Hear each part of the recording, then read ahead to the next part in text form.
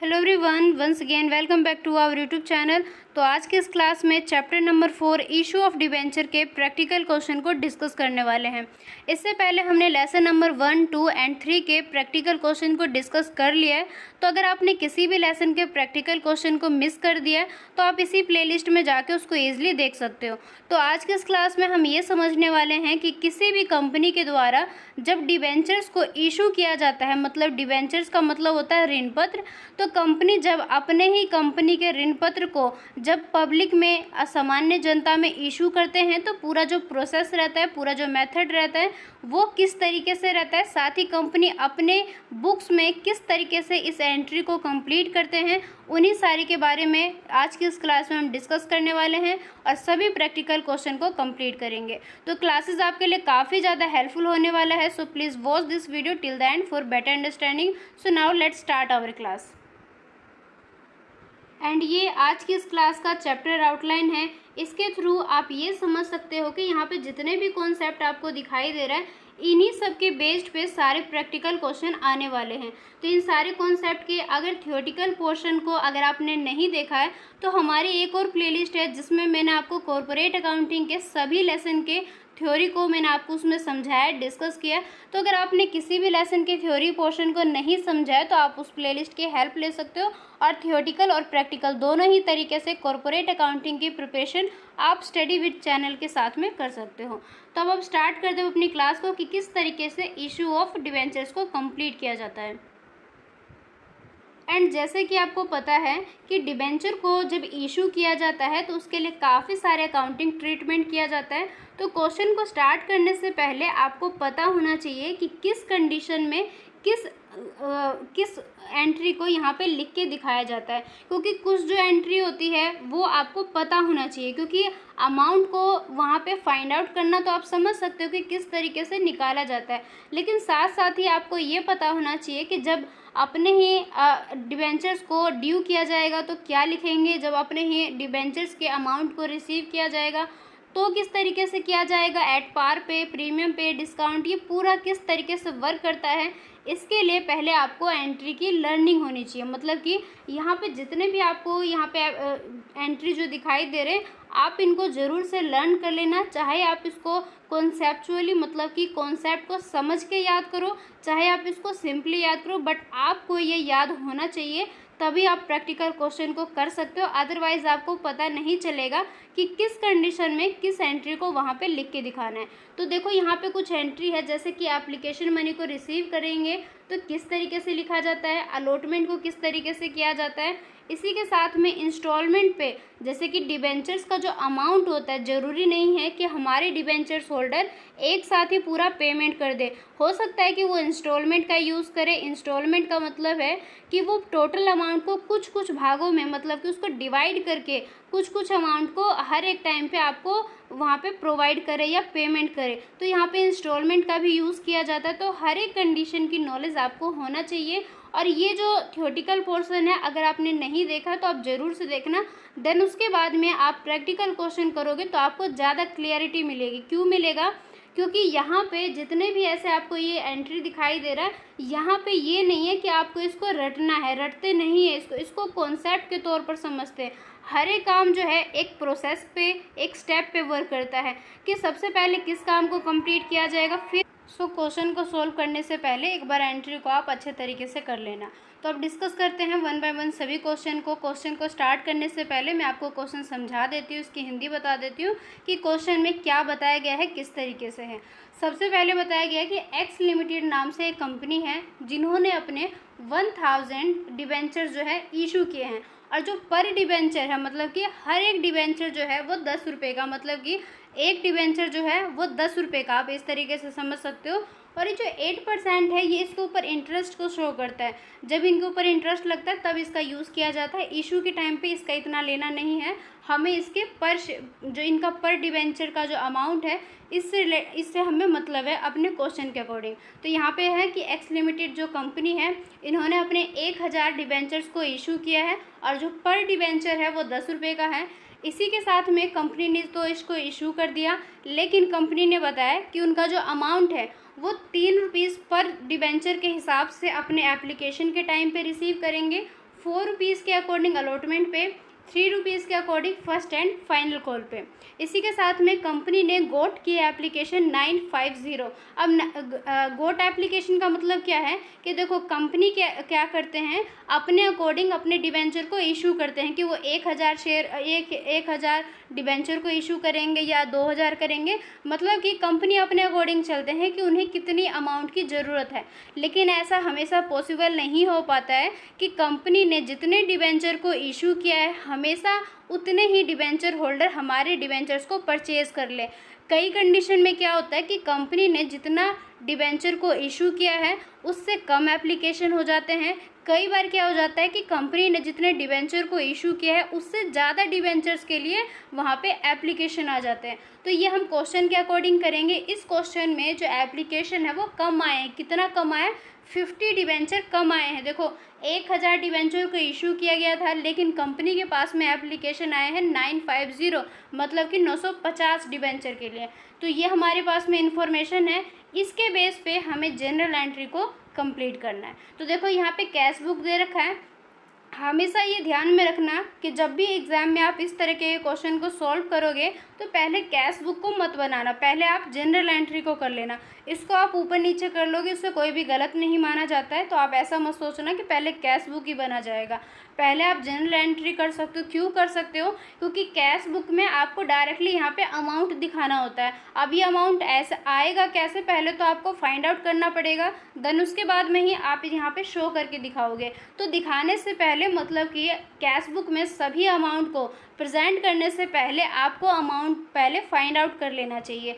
तो उसको हम कैसे करेंगे? जनरल एंट्री के थ्रू करेंगे। तो यहाँ पे देखो जितने भी इंफॉर्मेशन था इसको एक प्रोसेस की तरह लेके चलेंगे। आप थोड़ा सा इमेजिन करके चलना कि जैसे ही कंपनी ने डिबेंचर को इशू कर दिया तो पहले पब्लिक के बीच में ये इन्फॉर्मेशन आएगा कि इतने डिबेंचर है, इतने अमाउंट का है, इतना हमें पेमेंट करना पड़ेगा।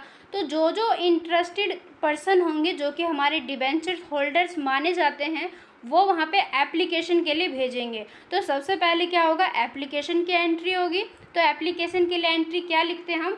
Debentures application account debit to debentures account. तो यहाँ पे अमाउंट दिखाएंगे। अब ये अमाउंट कितना दिखाएंगे? ये देखो कंपनी जो क्या करते हैं, जितने डिबेंचर्स को इशू करते हैं इस अमाउंट के बेस पे कभी भी अमाउंट को नहीं दिखाएंगे। हम अमाउंट को कैसे दिखाते हैं?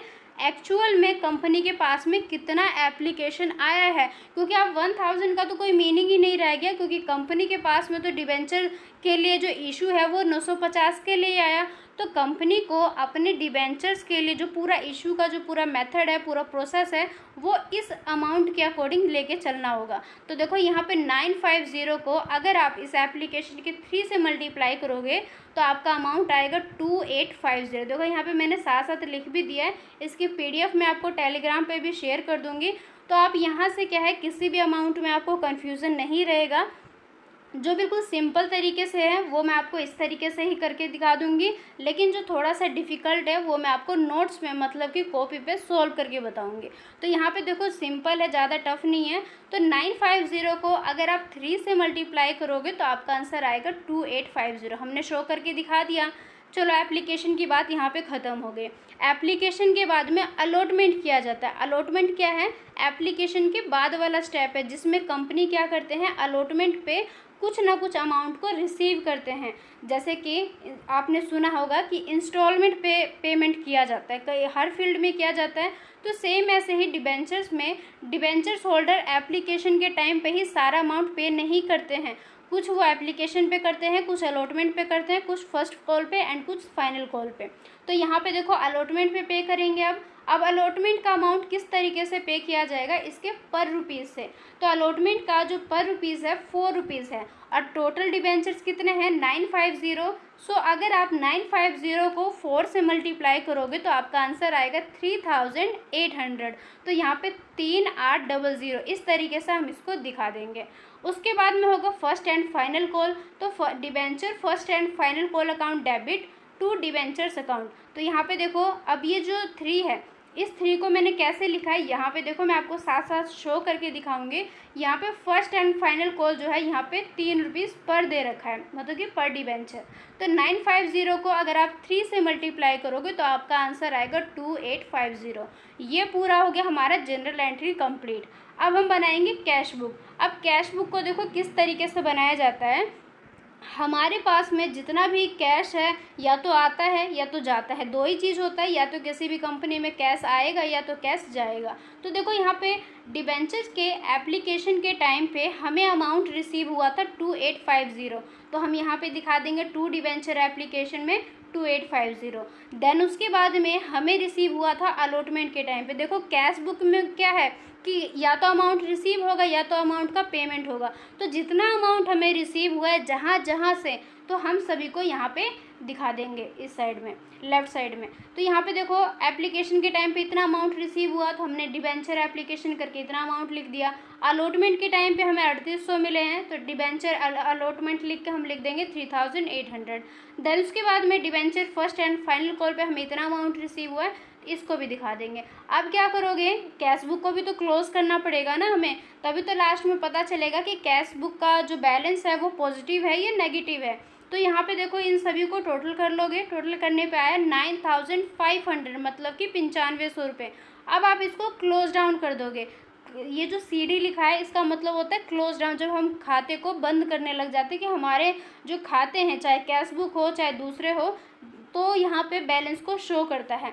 तो यहाँ पे हम बाय बैलेंस क्लोज डाउन कर देंगे और इसकी जो अमाउंट है वो हम यहाँ पे लिख के दिखा देंगे। ये पूरा हमारा फर्स्ट क्वेश्चन था। अब मूव करते हैं अपने सेकंड क्वेश्चन की तरफ। अब यहाँ पे देखो सेकंड क्वेश्चन को स्टार्ट करने से पहले मैं आपको बता दूँ कि जो हमारा फर्स्ट क्वेश्चन था बिल्कुल सिंपल था, बट यहाँ पे आपको प्रीमियम दिखाई देगा। प्रीमियम का मतलब क्या होता है, जब डिबेंचर्स को इशू करने वाली कंपनी अपने डिबेंचर्स को उसके एक्चुअल अमाउंट से, उसके फेस वैल्यू से ज़्यादा अमाउंट पर अपने डिबेंचर्स को इशू कर देते हैं, तो वो कहलाता है प्रीमियम पे। जैसे मैं आपको एग्जांपल के लिए बताती हूँ, मान लो किसी डिबेंचर का पर डिबेंचर अमाउंट है 10 रुपये, बट कंपनी ने उसको इशू कर दिया 14 रुपीज़ पे, 15 रुपीज़ पे, 16 रुपीज़ पे। यही जो एक्सेस अमाउंट है, जो एक्स्ट्रा अमाउंट है जिस पे हमने अपने डिबेंचर को इशू किया है, यही कहलाता है हमारा प्रीमियम। तो इस क्वेश्चन में प्रीमियम आएगा, तो मैं आपको अच्छे तरीके से डिस्कस करके बताती हूँ कि प्रीमियम के कंडीशन में किस तरीके से क्वेश्चन को सॉल्व किया जाता है। तो पहले मैं आपको क्वेश्चन समझा देती हूँ। क्वेश्चन के अकॉर्डिंग बताया गया है कि एक कंपनी है जिन्होंने इशू किए हैं अपने 1000 डिबेंचर्स को, और जो पर डिबेंचर है वो है 10 रुपीज़ का। इसी के साथ में यहाँ पे 10% का प्रीमियम है। अब प्रीमियम को किस तरीके से फाइंड आउट करेंगे ये मैं आपको बताऊंगी। यहाँ पे जस्ट आप ये समझ के चलो कि 10 रुपये का 10% का प्रीमियम है। उसके बाद में एप्लीकेशन का जो अमाउंट है पर डिबेंचर पे 4 रुपीज़ है, अलॉटमेंट का 7 है, और साथ में यहाँ पे देखो ब्रैकेट में दिखा है इंक्लूडिंग प्रीमियम। हमेशा ध्यान रखना प्रीमियम आपको ज़्यादातर क्वेश्चन में 99% आपको अलॉटमेंट के टाइम पे ही दिखाई देगा। बाई चांस से आपको एप्लीकेशन पे दिखेगा, अदरवाइज़ नहीं दिखाई देगा कहीं भी, क्योंकि जो है प्रीमियम का जो पूरा तरीका होता है, प्रीमियम का जो पूरा कॉन्सेप्ट है, ये ज़्यादातर अलॉटमेंट पे ही अप्लाई होता है। तो यहाँ पे अलॉटमेंट पे दिखाई दिया है ब्रैकेट में इंक्लूडिंग प्रीमियम, तो हमें अलॉटमेंट के साथ में ही प्रीमियम को एडजस्ट करके दिखाना पड़ेगा। इसके बाद में बताया कि all the debentures were subscribe, कि जितने भी डिबेंचर थे वो सब्सक्राइब हो चुके हैं। सब्सक्राइब्ड का मतलब ये है कि कंपनी ने 1000 डिबेंचर को इशू किया है, तो सभी डिबेंचर्स होल्डर ने 1000 डिबेंचर्स को परचेज कर लिया। मतलब कि अब डिबेंचर को परचेज करने का मतलब कुछ गलत मीनिंग मत समझना, मतलब कि उन्होंने एक्सेप्ट कर लिया। आप ये इस तरीके से समझ सकते हो कि उन्होंने 1000 डिबेंचर्स को एक्सेप्ट कर लिया, जिसका जो अमाउंट बनता है उन्होंने पेमेंट कर दिया। ये है पूरा सब्सक्राइब का मतलब। इसके बाद में जितने भी मनी थे वो सारे भी रिसीव हो चुके हैं। अब इस एंट्री के बेस पे हमें बैलेंस शीट को भी बनाना है और साथ में जनरल एंट्री को कंप्लीट करना है। सो सेम हम पहले क्या करेंगे, पहले अपने एप्लीकेशन के मनी को रिसीव करेंगे। तो हम यहाँ पे देखो इसको ड्यू करने का जो एंट्री रहता है वो किसी क्वेश्चन में देखोगे आप, किसी क्वेश्चन में नहीं देखोगे। तो ऐसा इसलिए है क्योंकि इसको आप थोड़ा सा छोड़ भी सकते हो, नहीं भी छोड़ सकते, इससे वो आपका गलत नहीं माना जाएगा। चाहे तो आप इसको ड्यू करके देन उसके बाद में रिसीव का एंट्री दिखा दो, चाहे आप डायरेक्टली रिसीव का दिखा दो, बट आप ड्यू का कर दोगे तो ज़्यादा बेटर है। इसके साथ में यहाँ पे दिखाया रिसीव का कि being debenture application money receive हो चुका है, तो bank account debit to debenture application. यहाँ पे देखो 1000 डिबेंचर हमने इशू किया था और जो डिबेंचर पे जो एप्लीकेशन अमाउंट था वो 4 रुपीज़ पर डिबेंचर था। तो 4 को अगर आप 1000 से मल्टीप्लाई करोगे तो 4000 आ जाएगा। इसके बाद में क्या करेंगे, जो हमारे एप्लीकेशन मनी है इसको हमें ट्रांसफ़र करना पड़ेगा डिबेंचर्स के अकाउंट में। कि हमारे देखो कंपनी का जितना भी काम किया जाता है सभी के लिए एक अलग अलग खाते बनाए जाते हैं जिसको हम अकाउंट बोलते हैं। तो सेम इसी तरीके से डिबेंचर्स के लिए डिबेंचर्स अकाउंट को क्रिएट किया जाता है। तो जितना भी अमाउंट रिसीव होता है डिबेंचर्स से रिलेटेड सभी को डिबेंचर्स अकाउंट में ट्रांसफ़र किया जाता है। तो यहाँ पे जो अमाउंट रिसीव हुआ है एप्लीकेशन पे इसको हम ट्रांसफ़र कर देंगे डिबेंचर्स अकाउंट में। तो ट्रांसफ़र करने की एंट्री की जाती है debentures application account debit to debentures account. तो 4000 दिखा देंगे। एप्लीकेशन का पूरा तरीका है वो यहाँ पे ख़त्म हो चुका। अब हम बात करेंगे अलॉटमेंट की। तो अलॉटमेंट का जो एंट्री की जाती है that is debenture allotment account debit to debentures. लेकिन कंपनी यहाँ पे क्वेश्चन ने बताया इंक्लूडिंग प्रीमियम भी है, तो अलॉटमेंट के टाइम पे हमें प्रीमियम दिखाना पड़ेगा, तो टू सिक्योरिटी प्रीमियम अकाउंट हो जाएगा। अब ये अमाउंट को किस तरीके से दिखाएंगे मैं आपको 1 बाय 1 बताती हूँ। 1000 को अगर आप 7 से मल्टीप्लाई करोगे तो 7000 आ जाएगा, तो हम इसको टोटल में दिखा देंगे। इसके साथ में ही यहाँ पे देखो आप डिबेंचर्स पे जो प्रीमियम था वो कितना था, 10% था।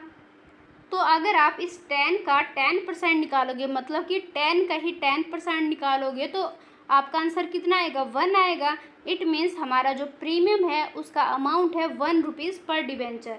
तो प्रीमियम माना जाएगा 1, तो 1000 को 1 से मल्टीप्लाई करोगे तो 1000 आ जाएगा। तो यहाँ पे 1000 आ गया। इसी के साथ में जो हमारे डिबेंचर्स है जो कि अलॉटमेंट का अमाउंट है वो यहाँ पे 6000 आ जाएगा। क्यों आ जाएगा, क्योंकि यहाँ पे देखो 7 रुपीज़ का अलॉटमेंट था बट इस 7 रुपीज़ में 1 रुपये इंक्लूड था प्रीमियम का। तो उस प्रीमियम का तो 1000 हमने दिखा दिया, तो हमें 6000 रुपये दिखाना पड़ेगा अलॉटमेंट का डिबेंचर्स अकाउंट के अंदर।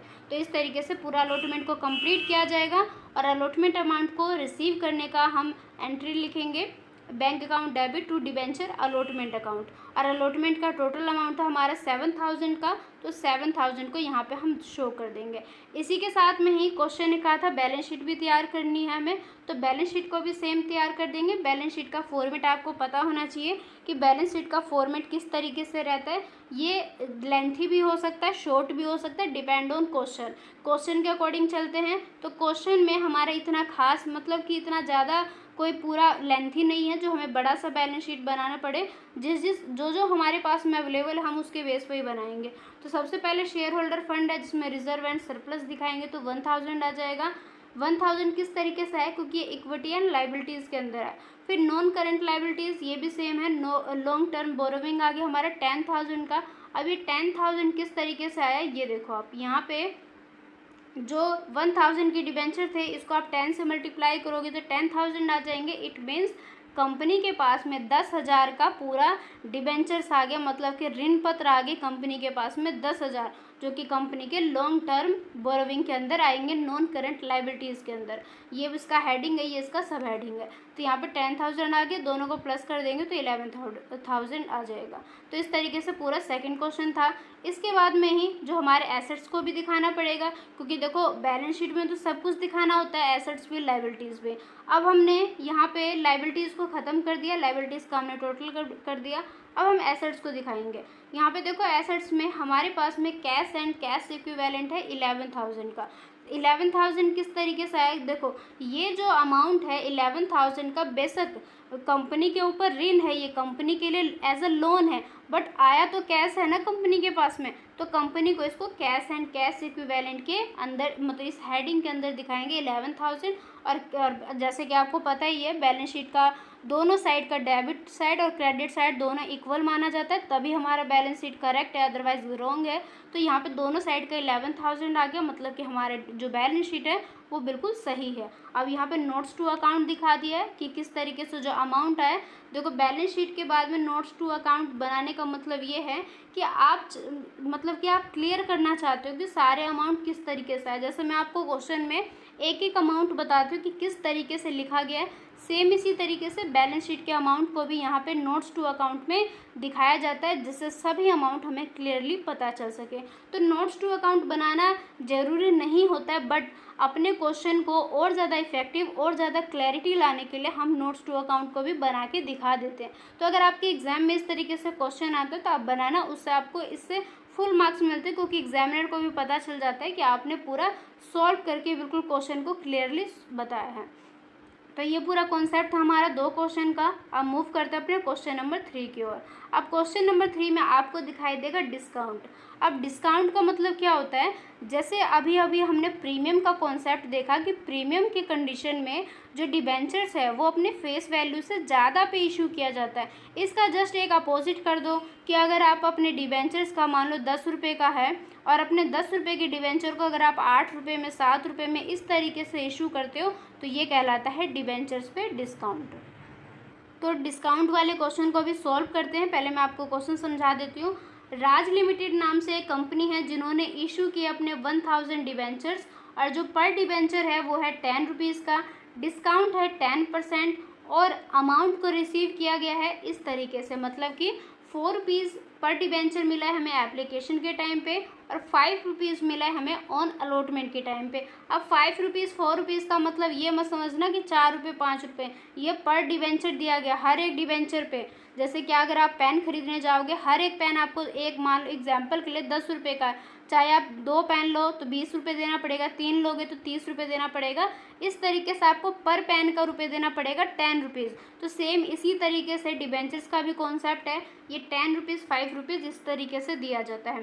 तो इसके बाद में देखो अब इतना हमारे पास में इन्फॉर्मेशन है, इस इन्फॉर्मेशन के बेस पे हमें जनरल एंट्रीज को भी कंप्लीट करना है। देन उसके बाद में बैलेंस शीट, इसने बोला है कि अगर फर्दर रिक्वायर्ड है तो अगर आवश्यकता है तो बैलेंस शीट बना दो। अब पहले हम जनरल एंट्री को कंप्लीट करेंगे, वही सेम चीज़ रहेगा। पहले हम डिबेंचर्स पे जो एप्लीकेशन के टाइम पे जो अमाउंट है उसको पहले रिसीव करेंगे, तो हम लिखेंगे bank account debit to debenture application account. Same देखो 1000 है, 1000 को 4 से मल्टीप्लाई कर दो तो आ जाएगा आपका 4000। तो यहाँ पर 4000 हमने शो कर दिया। अब सेम सेकंड स्टेप पे क्या करेंगे, जो अमाउंट हमें रिसीव हुआ है इसको डिबेंचर्स के अकाउंट में ट्रांसफ़र कर दो, तो debenture application account debit to debentures account, तो 4000 इस तरीके से आ जाएगा। अब यहाँ पे देखो अलॉटमेंट के टाइम पे ही हमें डिस्काउंट दिखाना है। अगर सेकंड क्वेश्चन में आपने ध्यान दिया होगा, हमारा जो सिक्योरिटी प्रीमियम है वो क्रेडिट साइड में गया था, मतलब 2 में गया था, क्योंकि प्रीमियम जो रहता है हमें अलॉटमेंट के टाइम पे मिलता है उसको हम क्रेडिट में दिखाते हैं, बट जो डिस्काउंट होता है उसको हम डेबिट में दिखाते हैं। इस वजह से ये कुछ रूल रेगुलेशन होते हैं जिसका आपको पता होना चाहिए, तभी आप इसको बिल्कुल करेक्टली कर सकते हो। तो debentures allotment account debit, discount on issue of debentures account debit to debentures account. अब यहाँ पे देखो अमाउंट को किस तरीके से दिखाएंगे, मैं आपको यहाँ पे शो करके दिखाती हूँ। यहाँ पे देखो अलॉटमेंट जो है 5 रुपीज़ का है और जो डिस्काउंट है 10 रुपीज़ का है। तो अगर आप 10 का 10% निकालोगे तो अमाउंट कितना आएगा, 1000 आएगा। तो सेम उसी तरीके से देखो डिस्काउंट आ जाएगा 1000, क्योंकि 10 का 10% इट मीन्स आंसर इज 1। अब 1 को 1000 से मल्टीप्लाई कर दो तो 1000 आ जाएगा। अलॉटमेंट का अमाउंट है 5, तो 5 से मल्टीप्लाई करोगे आप 1000 को तो 5000 आ जाएगा। दोनों का टोटल करके डिबेंचर्स में 6000 दिखा देंगे। अब इस अमाउंट को रिसीव करना है तो bank account debit to debentures allotment account, तो हमारे अलॉटमेंट का जो अमाउंट है वो हम यहाँ पे रिसीव कर लेंगे। तो इस तरीके से पूरा किया जाता है। अब आप यहाँ पे ये सोचोगे कि 6000 क्यों नहीं लिखा, क्योंकि कंपनी को यहाँ पे डिस्काउंट देना पड़ा डिबेंचर्स पे। तो कंपनी ने अगर डिस्काउंट दिया है तो कंपनी को इस अमाउंट को कहीं और से एडजस्ट करना पड़ेगा, लाइक सिक्योरिटी प्रीमियम से या दूसरे तरीके के जो रिजर्व बना रखे हैं कंपनी ने, वहाँ से उनको एडजस्ट करना पड़ेगा। तो कंपनी ने रिजर्व के बारे में हमें कोई भी इन्फॉर्मेशन नहीं दिया है, इस वजह से उस एंट्री से हमें इस क्वेश्चन के अकॉर्डिंग कोई मतलब नहीं है, इस वजह से यहाँ पे नहीं दिखाया गया। तो सारे क्वेश्चन को क्लैरिटी के साथ में करेंगे तभी आपको कॉन्सेप्ट जो है बिल्कुल स्ट्रांगली आपको सारे समझ में आ जाएंगे। देन उसके बाद में बैलेंस शीट को रेडी कर देंगे। सेम इस तरीके से क्वेश्चन के अकॉर्डिंग चलेंगे। क्वेश्चन में पहले हमें 10,000 का हमारे पास में लाइबिलिटीज़ हो गया, क्योंकि हमने 10,000 का लोन ले लिया एक तरीके से उनके डिबेंचर्स का, और हमारे एसेट्स आ गए। एसेट्स में देखो कैश एंड कैश इक्विवेलेंट आ गया हमारे पास में, और उसके बाद में अदर करंट एसेट्स आगे दोनों को प्लस कर दोगे 10,000 आ जाएगा। अभी अमाउंट किस तरीके से है वो भी यहाँ पे दिखा दिया गया कि लॉन्ग टर्म डिबेंचर्स है 1000 डिबेंचर है और पर डिबेंचर है 10 रुपये का, तो 1000 को 10 से मल्टीप्लाई करोगे तो 10,000 आ जाएगा। कैश एट बैंक है हमारे पास में 9,000 का और अदर डिस्काउंट जैसे कि हमने जो डिस्काउंट दिया था 1,000 का, तो वो आ जाएगा हमारे अदर करंट एसेट्स में। तो इस तरीके से पूरा हमने कंप्लीट कर लिया क्वेश्चन को। अब मूव करते हैं अपने नेक्स्ट क्वेश्चन की ओर में। अब इलस्ट्रेशन नंबर 4 को कंप्लीट करते हैं। तो क्वेश्चन को स्टार्ट करने से पहले सेम उसी तरीके से मैं आपको पहले क्वेश्चन समझा देती हूँ कि क्वेश्चन ने क्या बताया। सबसे पहले है कि एक्स लिमिटेड ने परचेज़ किया है एक मशीन को वाई लिमिटेड से, मतलब कि एक्स लिमिटेड है एक कंपनी, वाई लिमिटेड है एक दूसरी कंपनी। एक्स लिमिटेड ने परचेज़ किया है एक मशीन को जो कि है 9,90,000, मतलब कि 9,90,000 का एक एसेट्स है, मतलब कि एक मशीन है जो कि एक्स लिमिटेड ने परचेज़ किया है। परचेज जो है वो कंसीडर किया गया है 90,000 पे, जो कि पे किया जाएगा इशूइंग एक चेक के साथ में, मतलब कि 90,000 का जो अमाउंट है इसको पे किया जाएगा चेक के थ्रू और बाकी जो अमाउंट बच जाएगा उसके लिए कंपनी उनको इशू करेंगे डिबेंचर्स। और डिबेंचर जो है वो 10 रुपीज़ के अकॉर्डिंग है, मतलब उसका जो फेस वैल्यू है वो 10 रुपीज़ का है और पर डिबेंचर पे डिस्काउंट दिया गया है 10% का। तो ये इन्फॉर्मेशन है, इसके बेस पे क्वेश्चन को कंप्लीट करना है। सबसे पहले देखो उन्होंने मशीन को परचेज़ किया है एक्स लिमिटेड ने, तो पहले हमें परचेज़ करने का एंट्री दिखाना पड़ेगा। तो यहाँ पे हम लिखेंगे machinery account debit to Y limited to bank account debit, bank account credit, sorry debit बोल दे मैंने, क्रेडिट है क्योंकि ये 2 में है। तो मशीन देखो 9,90,000 का है, तो टोटल अमाउंट यहाँ पे आ जाएगा।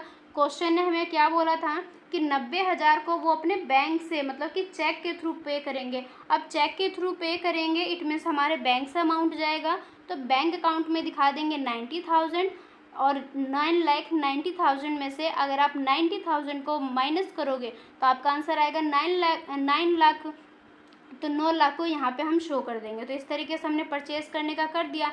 अब कंपनी ने कहा था जो रिमेनिंग अमाउंट है उसके लिए कंपनी उनको डिबेंचर्स इशू करेंगे और पर डिबेंचर पे 10 रुपये उनका फेस वैल्यू है, साथ में ही डिस्काउंट भी है उस पर।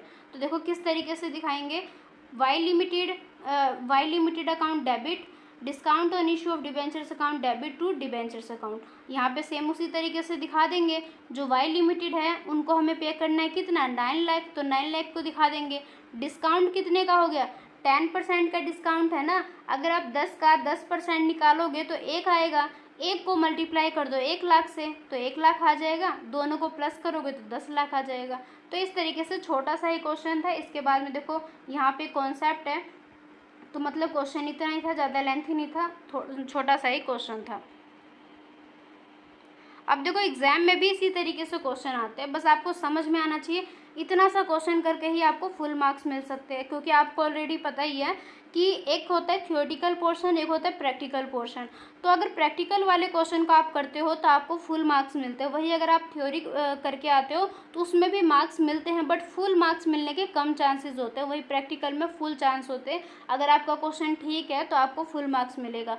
इस वजह से ज़्यादातर स्टूडेंट्स चाहते हैं कि वो प्रैक्टिकल क्वेश्चन को करके जाए ताकि उनको फुल मार्क्स मिल सके एग्जाम में। तो आप सारे प्रैक्टिकल को करके जाना, अगर आप सही तरीके से करके जाओगे तो आप सही तरीके से उसको अटैम्प्ट भी कर पाओगे। तो इस तरीके से देखो ज़्यादा लेंथी क्वेश्चन नहीं है, छोटे छोटे क्वेश्चन है। तो आपको बस एक बेसिक सा जो इसके पीछे जो कॉन्सेप्ट है बस उसको समझना है और क्वेश्चन को फटाफट से जल्दी से सॉल्व करना है। अब क्वेश्चन नंबर 5 को स्टार्ट करते हैं। तो पहले क्वेश्चन नंबर 5 में जो भी इन्फॉर्मेशन हमें दिया गया है पहले हम इसको डिस्कस कर लेते हैं।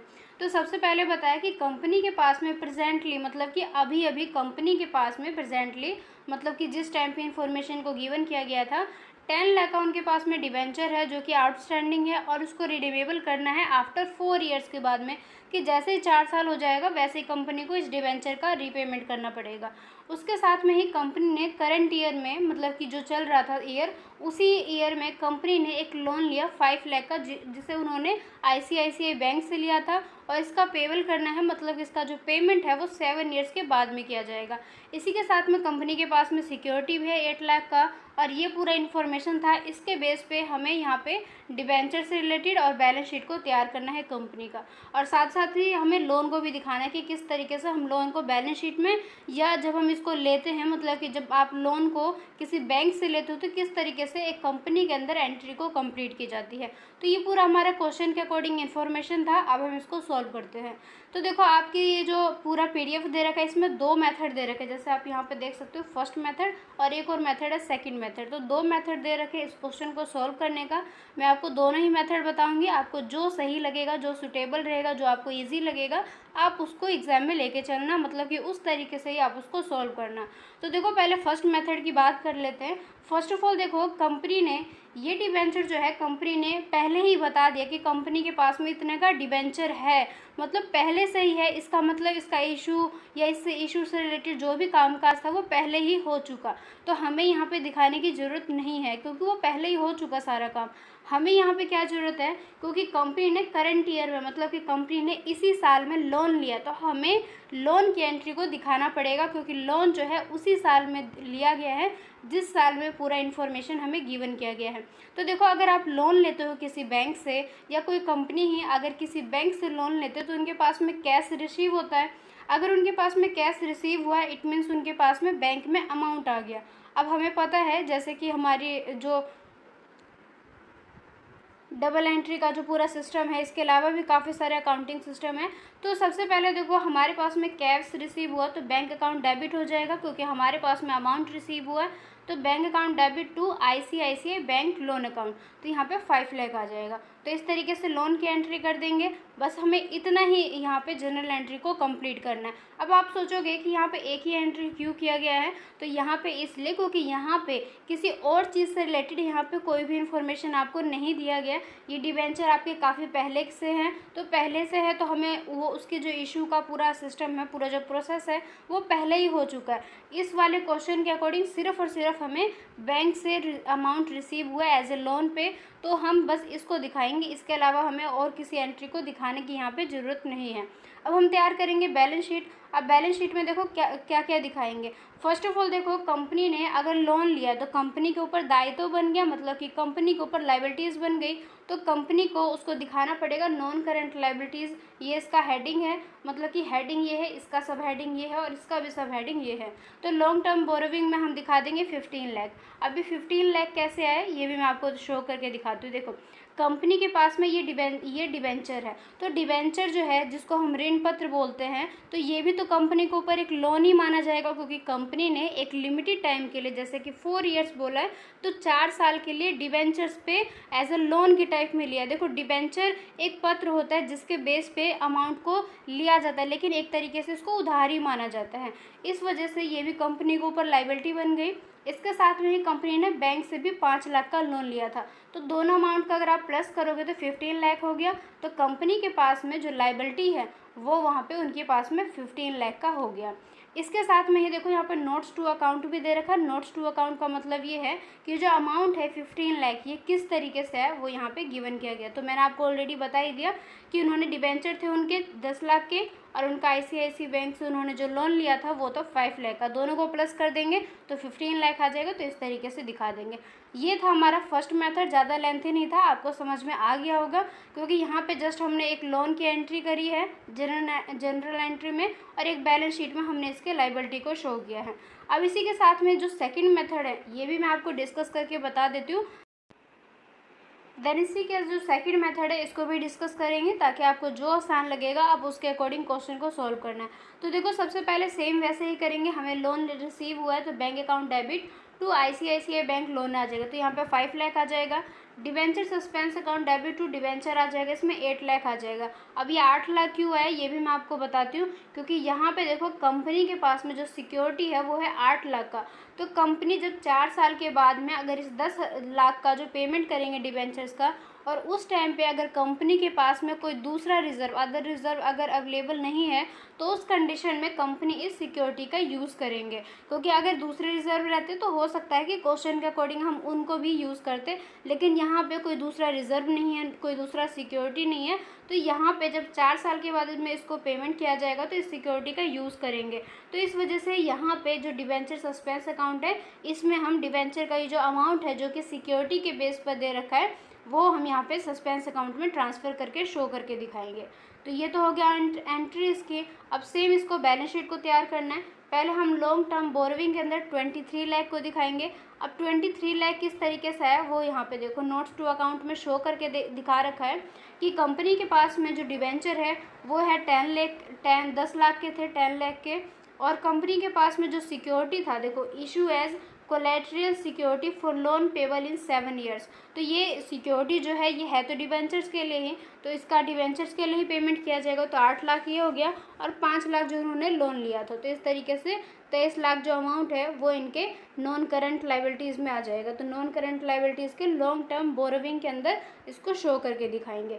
अब इसी के साथ में एसेट्स में नॉन करंट एसेट्स में 8 लाख दिखाएंगे, क्योंकि कंपनी के पास में जो सिक्योरिटी है आज के टाइम पे उसका एज एसेट्स है, वो आगे जाके इसका यूज़ करेंगे डिबेंचर्स को पेमेंट करने के लिए, बट ये कंपनी के पास में अभी एज अ एसेट्स के रूप में है। तो एसेट्स के भी काफ़ी सारे टाइप्स होते हैं, जैसे कि current assets, non current assets, तो ये आ जाएगा कंपनी के नॉन करंट एसेट्स के अंदर।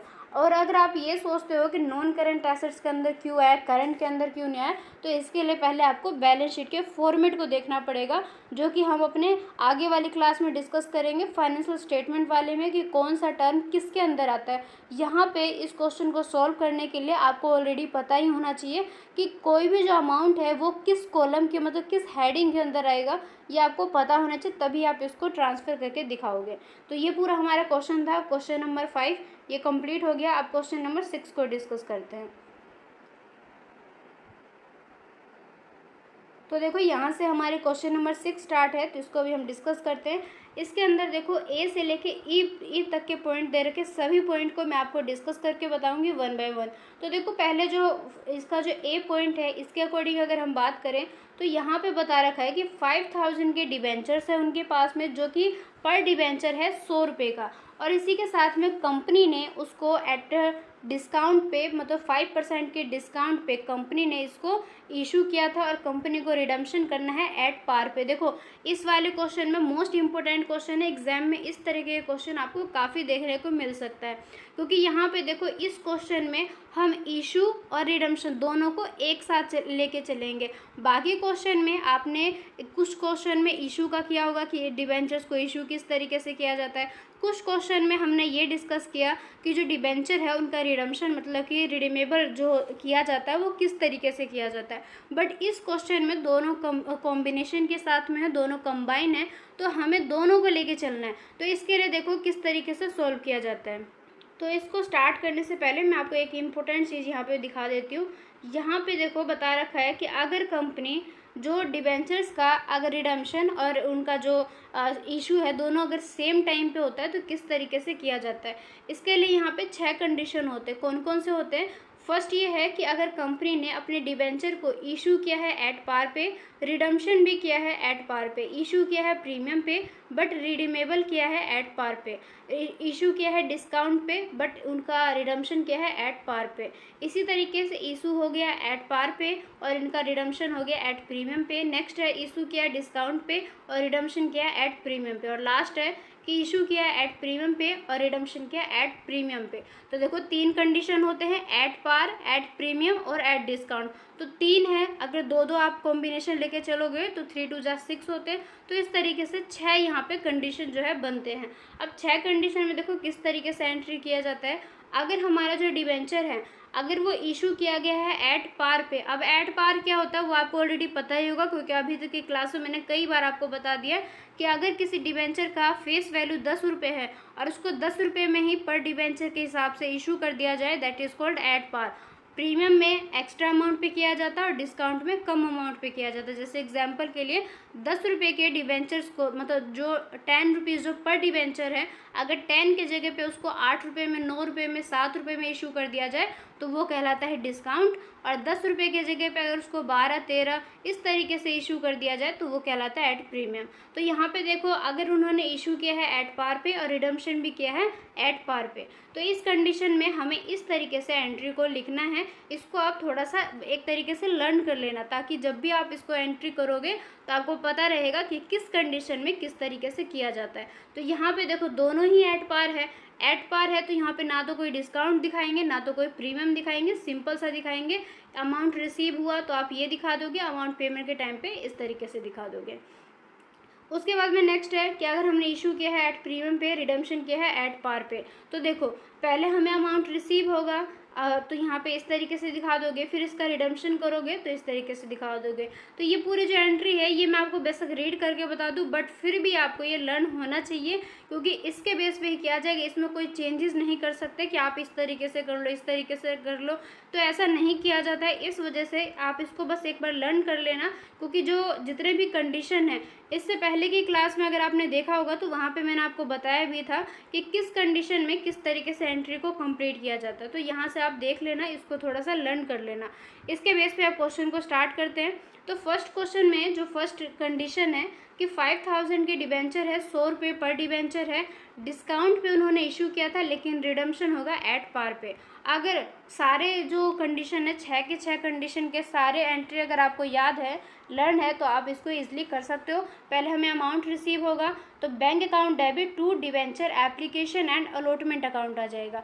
अब यहाँ पे देखो अमाउंट किस तरीके से है, मैं आपको अमाउंट बताती हूँ किस तरीके से हुआ। यहाँ पे देखो 5000 के डिबेंचर्स थे, 5000 को अगर आप 100 से मल्टीप्लाई करोगे तो 5 लाख आ जाएगा, बट कंपनी ने इशू किया था डिस्काउंट पे, 5% के डिस्काउंट पे कंपनी ने इशू किया था। तो देखो 100 रुपये का अगर आप 100 रुपये पे 5% डिस्काउंट निकालोगे तो अमाउंट कितना आएगा आपका, 5 आ जाएगा, क्योंकि 100 मल्टीप्लाई में 5 डिवाइडेड बाय 100 करोगे, मतलब इसका परसेंटेज निकालोगे 100 के ऊपर 5%, तो आपका आंसर आएगा 5। अब देखो 5 को इस 5 से मल्टीप्लाई करोगे 5000 से, मतलब कि 5000 को अगर आप मल्टीप्लाई करोगे 5 से तो 25000 आ जाएगा। अब सिंपली 5 लाख में से 5000 को माइनस कर दो तो आंसर आ जाएगा 475 और 000। इस तरीके से हमारे पास में अमाउंट रिसीव होगा। अब इसका जो रिडम्पशन है एट पार पे किया जाएगा। तो रिडम्पशन अगर एट पार पे किया जा रहा है तो हम इस तरीके से दिखा देंगे, debenture application and allotment account debit, discount on issue of debentures account debit to debentures. तो देखो सेम इसी तरीके से डिबेंचर थे हमारे पास में 5 लाख के, 25,000 का डिस्काउंट हो गया और 4,75,000 का इनका जो डिबेंचर पे जो अमाउंट था वो उनका पेमेंट हो गया। तो इस तरीके से फर्स्ट कंडीशन हमने पूरा कंप्लीट कर लिया। अब सेकंड कंडीशन है 5 लाख के डिबेंचर है, 100 रुपये पर डिबेंचर है, एट पार पे इशू किया था, लेकिन रिडम्पशन होगा एट उनका डिस्काउंट पे। तो देखो किस तरीके से किया जाएगा। पहले हमें बता दिया गया था कि जो उनका इशू है एट पार पे किया गया, एट पार पे किया गया है तो ना तो प्रीमियम से मतलब है ना डिस्काउंट से मतलब है, simply bank account debit to debenture application and allotment account दिखा देंगे, और अमाउंट है 5 लाख का तो 5 लाख दिखा देंगे। बट जो उनका पेमेंट है मतलब कि रिडम्पशन है वो है डिस्काउंट पे, तो अब हमें पेमेंट के टाइम पे डिस्काउंट दिखाना पड़ेगा, और डिस्काउंट जो डिबेंचर पे दिया जाता है वो डेबिट में आता है। तो debenture application and allotment account debit, discount on issue of debentures account debit to debentures account. तो सेम वहीं यहाँ पे देखो 5 लाख का हमारे पास में डिबेंचर ही था, अगर आप 5% उसको डिस्काउंट दे रहे हो तो 25,000 आ जाएगा और टोटल अमाउंट हो जाएगा 5,25,000। तो यहाँ पे देखो 5 लाख के डिबेंचर्स पे कंपनी ने पेमेंट के टाइम पे उनको किया 5,25,000। तो यहाँ पे देखो डिबेंचर्स होल्डर को 25,000 का फ़ायदा हो गया। तो ये था हमारा बी कंडीशन इसका। अब सी कंडीशन की बात करते हैं। सी में बताया गया है कि 5 लाख की डिबेंचर है, 100 रुपये का पर डिबेंचर है, उसको इशू किया है डिस्काउंट पे, बट उसका रिडम्पशन जो है वो किया गया है प्रीमियम पे। तो देखो सी पे आ जाते हैं। पहले कंपनी ने बता दिया था, तो पहले हमें अमाउंट को रिसीव करना पड़ेगा, bank account debit to debenture application allotment account 4,75,000 आ जाएगा। 4,75,000 इसलिए है क्योंकि कंपनी ने 5% का यहाँ पे डिस्काउंट दिया। सेम वही 5 लाख पे अगर आप यहाँ पे देखो, मैं आपको शो करके दिखाती हूँ। यहाँ पे देखो 100 का 5% निकालोगे तो 5 आ जाएगा, 5 को 5,000 से मल्टीप्लाई कर दो 25,000 आ जाएगा, और इस 5 लाख में से 25,000 को माइनस करोगे तो 4,75,000 आ जाएगा। तो इस तरीके से पूरा हो गया। ये हमारा अमाउंट हो गया इशू के टाइम पे रिसीव। अब हमें इसका पेमेंट करना है किस पे, प्रीमियम पे करना है। तो प्रीमियम के टाइम पे अगर हम करते हैं तो हमें इस तरीके से एंट्री को लिखना है, debenture application allotment account debit, discount on issue of debentures account debit, loss on issue of debentures account debit to debenture और to premium on redemption of debentures. अब अमाउंट किस तरीके से आएगा देखो, मैं आपको 1 बाय 1 दिखाती हूँ। सबसे पहले देखो कंपनी के एप्लीकेशन अलॉटमेंट पे कंपनी को कितना रिसीव हुआ था, 4,75,000, तो 4,75,000 दिखा दिया। डिस्काउंट के कॉलम में 25,000 आ जाएगा। क्यों आ जाएगा? क्योंकि कंपनी ने 5% का डिस्काउंट दिया था। अब loss on issue of debentures 25,000 आ जाएगा। क्यों आ जाएगा? क्योंकि कंपनी ने जो डिबेंचर्स है इनका रिडम्पशन किया है प्रीमियम पे। तो प्रीमियम पे अगर उसका रिडम्पशन किया जा रहा है, इट मीन्स कंपनी के पास में 5,000 का मतलब कि 5,000 जो डिबेंचर है उस पर कंपनी के लिए तो नुकसान हो जाएगा, क्योंकि कंपनी ने एक्स्ट्रा अमाउंट को पेमेंट किया। तो कंपनी के लिए एक्स्ट्रा अमाउंट पेमेंट हुआ तो कंपनी का यहाँ पे एक तरीके से लॉस माना जाएगा। तो loss on issue of debenture में 25,000 आ जाएगा। प्रीमियम के टाइम पे उनका 25,000 आ जाएगा। और जो डिबेंचर्स थे वो टोटल अमाउंट था 5 लाख का। तो ये था हमारा पूरा सी कंडीशन। अब इसके बाद में नेक्स्ट जो है डी कंडीशन, यहाँ पे दे रखा है कि 5,000 की डिबेंचर है, 100 रुपये ईच है, 105 पे मतलब कि 5 रुपये एक्स्ट्रा ये हमें इसके इशू के टाइम पे रिसीव हुआ था। और इसका जो हमें पेमेंट करना है वो 107 रुपये पे करना है। मतलब कि डिबेंचर्स का पर अमाउंट तो था 100 रुपये, हमें इसके इशू के टाइम पे हुआ 105 रुपये के हिसाब से हमें रिसीव हुआ। मतलब आप ये समझ सकते हो कि इशू भी प्रीमियम पे है और इसका जो रिडम्पशन है ये भी प्रीमियम पे है, क्योंकि अमाउंट यहाँ पे दोनों ही तरफ में एक्स्ट्रा अमाउंट बढ़ चुका है 2-2 रुपये करके। तो यहाँ पे देखो डी कंडीशन में पहले bank account debit to debenture application allotment करेंगे। यहाँ पे आ जाएगा 5,25,000। अब 5,25,000 किस तरीके से आया यहाँ पे देखो, ये 10 रुपीज़ है, 10 रुपीज़ पे यहाँ देखो 105 रुपये के हिसाब से अब हमें अमाउंट को रिसीव हुआ है। तो यहाँ पे स्टार्टिंग में बता दिया गया था कि इशू के टाइम पे 105 रुपये के हिसाब से रिसीव हुआ। तो 5,000 को 105 से मल्टीप्लाई कर दोगे तो अमाउंट आ जाएगा 5,25,000, जो कि यहाँ पे दिखा रखा है। इसके बाद में रिडम्पशन होगा। रिडम्पशन के टाइम पे भी देखो प्रीमियम पे किया गया है। Discount debenture application allotment account debit हो जाएगा। लॉस जो हुआ है कंपनी के इशू के टाइम पे वो डेबिट हो जाएगा। Debentures account to security premium और premium on redemption of debentures. तो सेम वही इसी तरीके से सारे अमाउंट को शो करके दिखा देंगे। प्रीमियम पे हमें यहाँ पे देखो प्रीमियम जो है वो 107 रुपये के हिसाब से हुआ। मतलब कि डिबेंचर का जो पर अमाउंट था पर शेयर पर डिबेंचर पे वो तो था 100 रुपये, लेकिन रिसीव हुआ है मतलब उसका जो पेमेंट है वो हमें करना पड़ेगा 107 रुपये के हिसाब से। तो 7 रुपये जो एक्स्ट्रा हमें देना पड़ा वो क्या हो जाएगा? प्रीमियम। तो अगर आप 7 रुपये एक्स्ट्रा को अगर आप 5 से मल्टीप्लाई करोगे तो यहाँ पे देखो 7 को अगर आप मल्टीप्लाई करोगे 5,000 से तो कितना आ जाएगा? 35,000, मतलब कि 35,000 आ जाएगा। सिक्योरिटी प्रीमियम था हमारा 25,000 का, तो 25,000 दिखा दिया। डिबेंचर्स थे, डिबेंचर का जो एक्चुअल अमाउंट था वो तो 5 लाख का था, तो 5 लाख आ गया। अब यहाँ पे देखो अगर आपने प्रीमियम पे उनका पेमेंट किया है तो कंपनी के लिए तो एक तरीके से लॉस माना जाएगा ना, क्योंकि कंपनी के पास में कंपनी को पेमेंट करना था 100 रुपये के हिसाब से, बट कंपनी ने उसको किया है 107 रुपये के हिसाब से। तो ये 7 रुपये जो उसको एक्स्ट्रा देना पड़ गया पर डिबेंचर पे, वो तो कंपनी के लिए प्रीमियम तो लिखा जाता है बट कंपनी के लिए एज अ वो एक तरीके से नुकसान हो गया। तो कंपनी को दिखाना पड़ेगा loss on issue of debenture. यहाँ पे आ जाएगा 35,000 और टोटल जो अमाउंट हमें रिसीव हुआ था इनके इशू के टाइम पे वो है 5,25,000। तो जो कि हमें डिबेंचर एप्लीकेशन अलॉटमेंट के साथ में दिखाना पड़ेगा। तो ये हमारा पूरा एंट्री था इसके साथ में। इसके बाद में हमारा लास्ट पॉइंट है, इसमें भी सेम ऐसे ही देखो, पहले मैं आपको क्वेश्चन दिखा देती हूँ। क्वेश्चन ने किस तरीके से इन्फॉर्मेशन को दिया है कि 5,000 के डिबेंचर्स थे, 100 रुपये का पर डिबेंचर था, 105 रुपये के हिसाब से हमें रिसीव हुआ है। मतलब कि आपको यहाँ पे प्रीमियम पे जो डिबेंचर है वो इशू मिला, मतलब कि 5 रुपये का फ़ायदा हो गया हमें इशू के टाइम पे। इसके साथ में ही कंपनी को बाद में जब 5 साल बाद में जब रिडम्पशन करना होगा तो कंपनी ने किया है 94 के हिसाब से, मतलब कि 94 पर डिबेंचर के हिसाब से। तो देखो 100 रुपये का डिबेंचर्स था, आपको पेमेंट करना पड़ गया 94 के हिसाब से, तो यहाँ पे फ़ायदा माना जाएगा। क्यों माना जाएगा? क्योंकि 100 रुपये पर डिबेंचर पेमेंट करना था, हमने पर डिबेंचर पे पेमेंट किया है 94 के अकॉर्डिंग, तो यहाँ पे हमें फ़ायदा हो जाएगा। तो दोनों को दिखाना पड़ेगा, ये माना जाएगा प्रीमियम पे और ये माना जाएगा डिस्काउंट पे। तो यहाँ पे देखो किस तरीके से दिखाएंगे, हमारा सबसे लास्ट पॉइंट है ये। तो देखो यहाँ पे पहले तो हम अमाउंट को रिसीव करेंगे, तो bank account debit to debenture application allotment account. तो डिबेंचर्स के इशू के टाइम पे हमें फ़ायदा हुआ था, तो यहाँ पे देखो 5,000 को 105 से मल्टीप्लाई कर दो, 5,25,000 आ जाएगा। इसके साथ में जब रिडम्पशन किया जाएगा तो debenture application allotment account debit to debenture to security premium, क्योंकि यहाँ पे देखो जो अमाउंट है, मतलब कि अमाउंट जो था हमारा 5,25,000 एंड डिवेंचर्स में आ जाएगा 5 लाख और जो सिक्योरिटी प्रीमियम है इसमें आ जाएगा 25,000।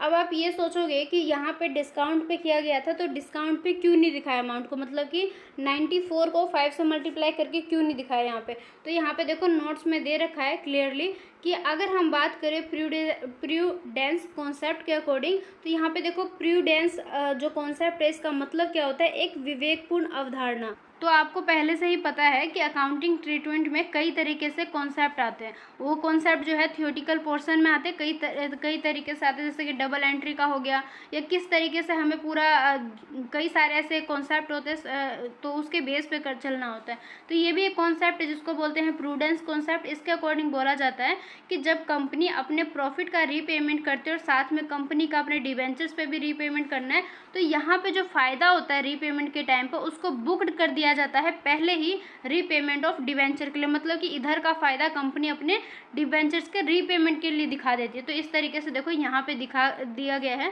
Debentures account debit to bank account to profit on redemption of debentures. तो यहाँ पे देखो 5 लाख का डिवेंचर था और बैंक में आ जाएगा 4,70,000। यहाँ पे आप मल्टीप्लाई करोगे 94 को 5,000 से तो आपका अमाउंट आ जाएगा 4,70,000 और 30,000 का जो यहाँ पे है हमें एक तरीके से प्रॉफिट हो गया।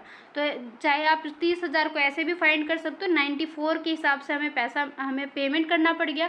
अब देखो 100 रुपये का डिवेंचर्स थे और आपको पेमेंट करना पड़ गया 94 के अकॉर्डिंग, तो 6 रुपये पर डिवेंचर आपको फ़ायदा हो गया। उस 6 को 5,000 से मल्टीप्लाई कर दो, 6 5 जा 30, तो यहाँ पे 30,000 का हमें जो है फ़ायदा मिल गया। तो इस वजह से यहाँ पे नहीं दिखाया गया लेकिन यहाँ पे नोट्स में दिखा दिया गया है। तो ये पूरा क्वेश्चन था हमारा जो कि हमने कंप्लीट कर लिया। तो आई होप ये आपको सारे क्वेश्चन समझ में आ गए होंगे। इसी के साथ में हमारे इस चैप्टर के बस एक इलस्ट्रेशन रह गया, इसके अलावा हमने सारे जो इलस्ट्रेशन है उसको कंप्लीट कर लिया। तो यहाँ तक की क्लास में आई होप आपको सारी चीज़ें सही तरीके से समझ में आ गया होगा।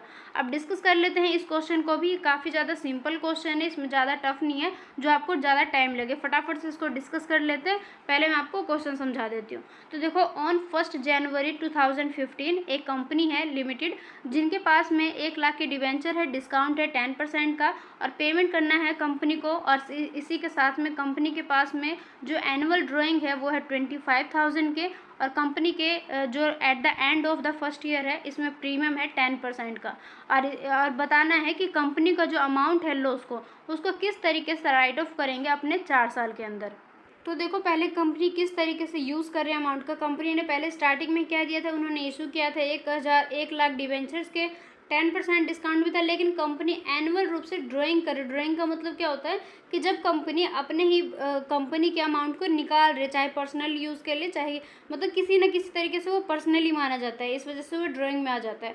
तो यहाँ पे देखो एनुअल रूप से निकाल रहे हैं। एनुअल का मतलब ये है कि हर एक साल निकाल रहे। तो देखो फर्स्ट ईयर में मतलब कि 2015 में उनके पास में था 1 लाख रुपये, तो 1 लाख रुपये था उनके पास में यूज़ के लिए। उन्होंने क्या किया, अगले साल में 25,000 इसमें से निकाल लिया। अब 1 लाख में से 25,000 को सब्ट्रैक्ट कर दो तो आ जाएगा अमाउंट 75,000, यह आ जाएगा 2016 का। अब नेक्स्ट ईयर में फिर से 25,000 निकालेंगे तो बच जाएगा 50,000। उससे नेक्स्ट ईयर में मतलब कि 2018 में फिर से 25,000 निकालेंगे तो अमाउंट बच जाएगा 25,000। तो इस तरीके से कंपनी ने इस अमाउंट को बार बार ड्राइंग करके इस तरीके से यूज़ किया है। तो लास्ट में जाके देखो कंपनी को यहाँ पे जो अमाउंट है वो 20,000 का यहाँ पे नुकसान हो जाएगा।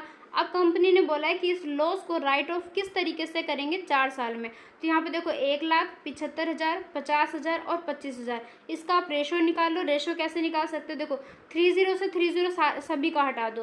25 1 जा 25, 25 2 जा 50, 25 3 जा 75 और 25 4 जा 100। तो इस तरीके से 4 3 2 1 इनका रेशो बन जाएगा। अब सिंपल 20,000 को 4 3 2 1 के रेशो में डिवाइड कर दो तो ये अमाउंट आ जाएगा आपका 8,000, 6,000, 4,000 और 2,000। तो ये इस तरीके से लॉस को कंपनी अपने 4 सालों में डिवाइडेड कर लेंगे। तो ये पूरा हमारा कॉन्सेप्ट था। इसी के साथ में हमारा जो लेसन है वो कंप्लीट हो चुका, समरी स्टार्ट हो गया। तो ये पूरा लेसन हमने कंप्लीट कर लिया, सभी प्रैक्टिकल क्वेश्चन को डिस्कस किया। अब इसके बेस पे यहाँ पे देखो प्रैक्टिकल क्वेश्चन है, आपके एग्जाम में भी इस तरीके से ये क्वेश्चन एग्जाम में देखने को मिलते हैं। मैंने आपको कहा भी था कि इस तरीके से क्वेश्चन ज़्यादा एग्जाम में आते हैं जहाँ पे कंपनी का इशू और रिडम्पशन दोनों एक टाइम पे ही किया जाता है। तो इस क्वेश्चन को बिल्कुल अच्छे तरीके से कर लेना। अगर आपने दोनों मतलब कि इशू और रिडम्पशन दोनों एक साथ वाले कंडीशन अगर आप अच्छे तरीके से कर लोगे तो आपको इशू वाले भी और रिडम्पशन वाले भी दोनों की क्लैरिटी मिल जाएगी यहाँ से। तो ये पूरा लेसन था। आई होप आपको अच्छा लगा होगा। क्लासेस से अगर आपको सारे क्वेश्चन क्लियर हो गए, समझ में आया होगा, तो क्लासेस को लाइक एंड शेयर जरूर से करना। साथ ही इसी के साथ में अपने नेक्स्ट वीडियो में अब लेसन नंबर 5 के जो प्रैक्टिकल क्वेश्चन है उसको डिस्कस करेंगे। तो आज की इस क्लास में बस इतना ही। इसकी जो PDF है ये मैं आपको टेलीग्राम पे शेयर कर दूंगी। सो बस आज की इस क्लास में बस इतना ही। मिलते अपने नेक्स्ट वीडियो में। तब तक के लिए bye, take care and thank you so much.